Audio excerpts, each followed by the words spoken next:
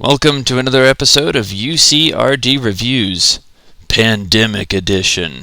So like any other normal person in quarantine, I'm spending my time reviewing robot toys. So I decided to bring out my newest acquisition, the RGC-80 GM Cannon version anime. I feel like I've said this before. Oh yeah, that's right, I did. I've reviewed it about 10 months ago. They decided to re-release it in different colors. This time it's the African campaign type. So still from MSV, the GM Cannon came in a couple different colors. The standard colors, the African campaign, North American campaign, the colors from Zeta Gundam, it had a bunch of different variants.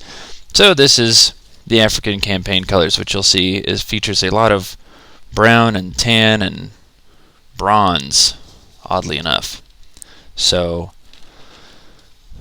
pretty interesting. The original release was a P-Bandai exclusive. However, this one, it's still an exclusive. So for about $70.50, which is what I paid for it, you can also buy the exact same figure that you had before, but in different colors. But at least it comes with a couple new things, and we'll check that out here in a second. So let's look at the figure first. So let's check out our new, but not so new, GM Cannon, African campaign type. I really like the color scheme on it. There's some more detail this time around, like on the knees here. And the head visor is kind of interesting, so real quick, head goes up quite a bit. Not really down all that much. Does do a full 360. However, that all changes when you attach the cannon. So the cannon's just like the other GM Cannon. It has a removable box magazine. It's in like a bronze color this time, which is interesting. And it'll just plug right in to the shoulder, just like that. Now with the cannon attached, it's a little harder to get a full circle there. The back of the GM Cannon's head won't really turn. So a little bit of a limited articulation, we covered that on the last review, which I will link down below. Now with the GM Cannon, the arms will not really come out of the shoulders. You do have full rotation. They come out about that far. Elbow joint's good. You have rotation up here as well as down here. You got a hard point for the shield. Hand articulations normal. The slightest bit of chest flex. You do have kind of a downward angle and a decent amount of upward. Front skirt armor is ball jointed. Side is ball jointed with hard points. Rear is fixed, but with hard points for the extra magazines, which we'll cover in a little bit. You have a hard point here as well, and these are compatible with effect parts. You have the stand piece. Legs do swivel all the way around. They'll come out about, well, just destroy the skirt armor there. It comes out, I mean, really good. Let me see if I can put everything back here. Where did my skirt armor go? There it is. So you got good spread there. You got a good knee articulation. None of the joints are too tight. They're all working well. Feet are double ball jointed, it feels like. Compatible with effect parts. So Vulcan sculpted in. I mean, it looks really good. I really like the figure. I liked it before as a GM Cannon, which is why I bought it twice. I really like this recolor. I like when they do stuff like this. I'm one of those weirdos. And this is a great figure for if you missed the GM Cannon and it's just too expensive now. You can pick it up here. Even have the little yellow going through here. So let me go grab my other GM Cannon real quick. Let's take a look at it. So here's the standard GM Cannon in its regular colors, and then the African campaign version. So I mean, the most notable thing, the head visor is completely different. Overall color scheme is brown and tan versus red, white, and black. The little vent here, this one's actually like a bronze color. Same with the cockpit door. A little bit less detail, like on the knees.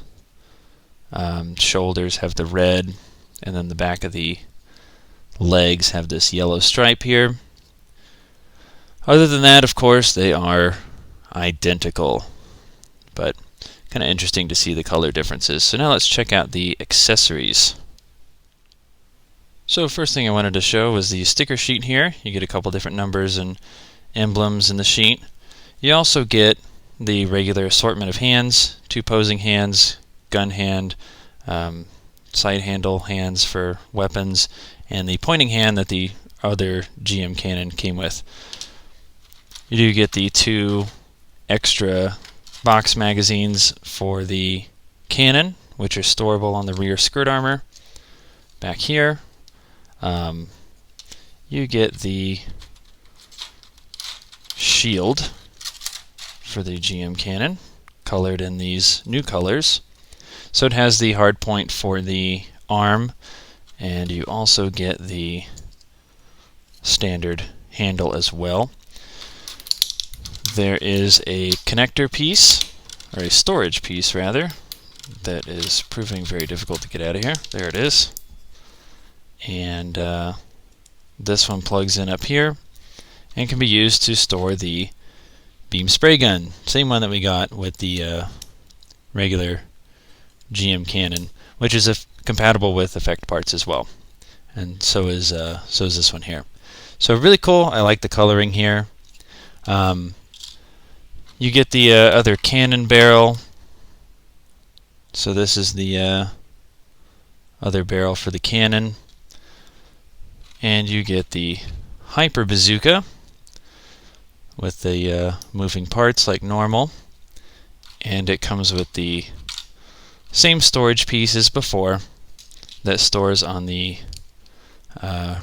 rear of the skirt armor here. So I kind of flew through the weapons. We've seen them all before. If you want to see them in more detail, you can check out my GM Cannon review, but for now I just wanted to really get to these. This is one of the new guns.